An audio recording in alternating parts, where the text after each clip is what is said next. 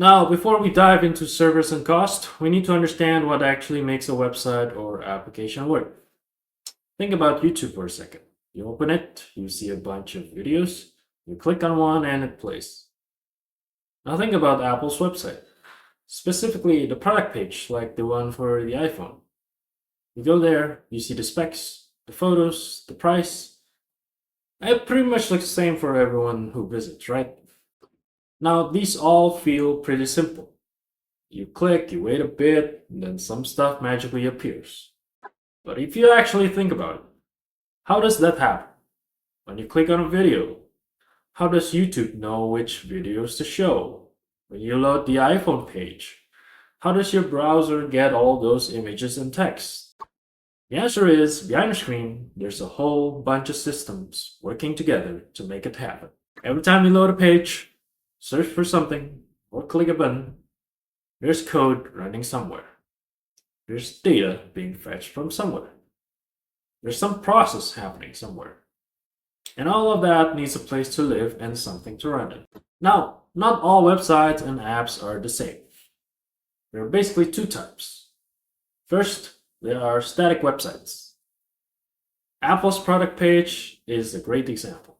The iPhone page, in particular, is the same for everyone. The MacBook page as well is also going to be the same for everyone. So when you visit, the server just grabs a pre-made file or template and sends it to you. No personalization, no login, no shopping cart. It's basically just information. Then there are dynamic websites and apps. YouTube is the perfect example. Your homepage is different from mine. Your recommendations are personalized. The search results also depends on what you type. So when you log in, everything is generated on the fly just for you.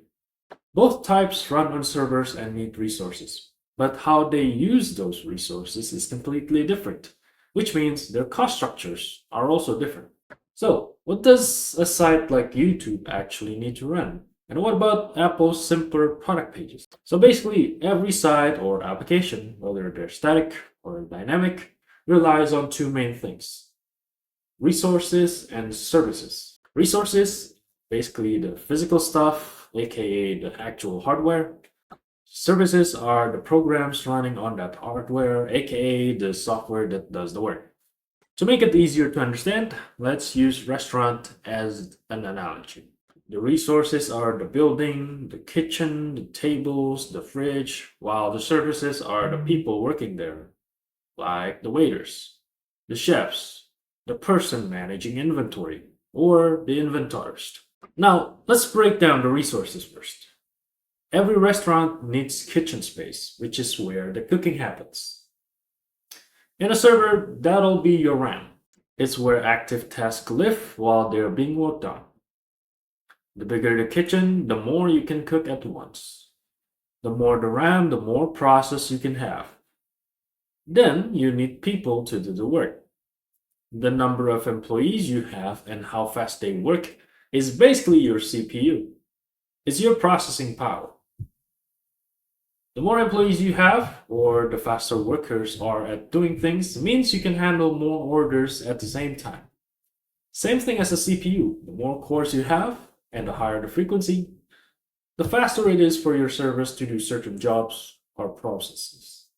And finally, you need somewhere to store things when you're not using.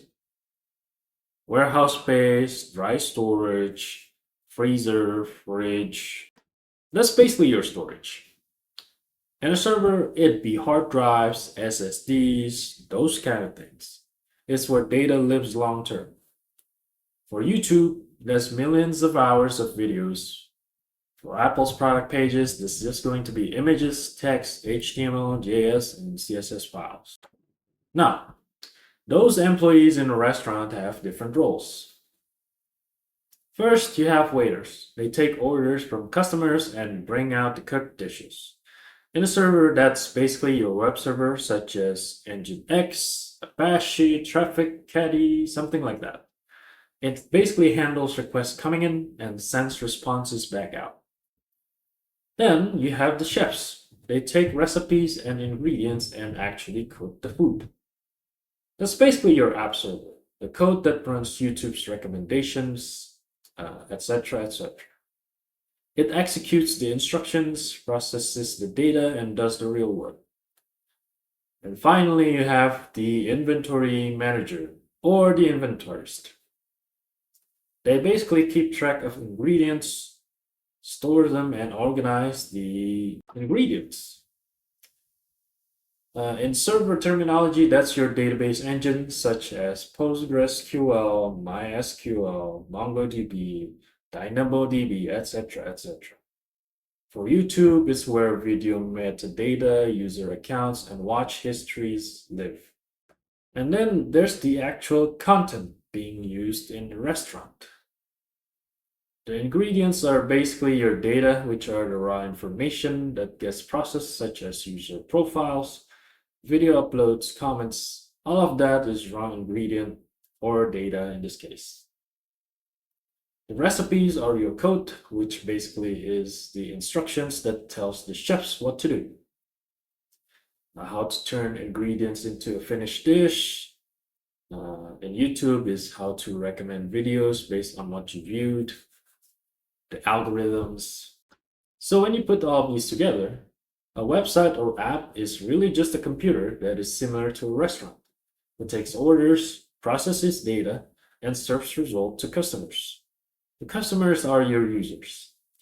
The ingredient or food is your data. The waiters, chefs, and inventory managers are your services.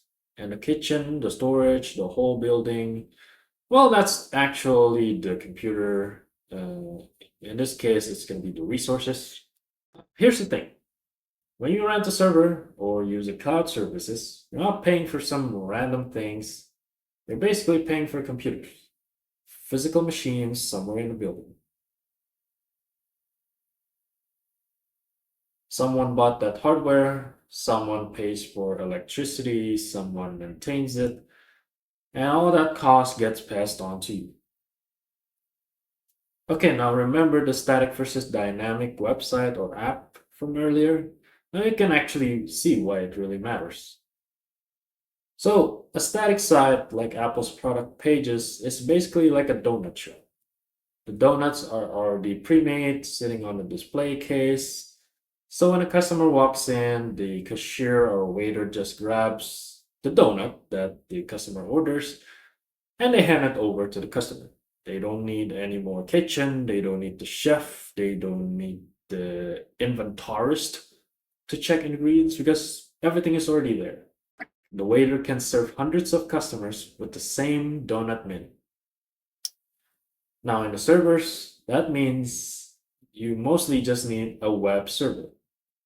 The files are already built and ready, so when the request comes in for, let's say, the iPhone page, the server grabs that specific HTML file and sends it. Very minimal CPU usage, no app server involved, no database query. It's really fast. It's cheap, well, relatively cheap, I say. Now, a dynamic site like YouTube is like a full service restaurant. When a customer orders, the waiter takes the orders to the kitchen. The chefs grab ingredients from the inventory, follows a specific recipe, and cook the dish fresh. Then the waiters bring them out. So every single order requires all of them to work. Now in servers, that means you need kind of everything. You need the web server that takes the request. You need the app server that runs the code to, in YouTube's cases, it's to generate your personalized feeds. And you need the database engine to store and retrieve all that data. Every request uses CPU, RAM, and it usually often hits the database, so it's more complex and it usually costs more resources to run. And that brings us to the next question. How do you actually host these things?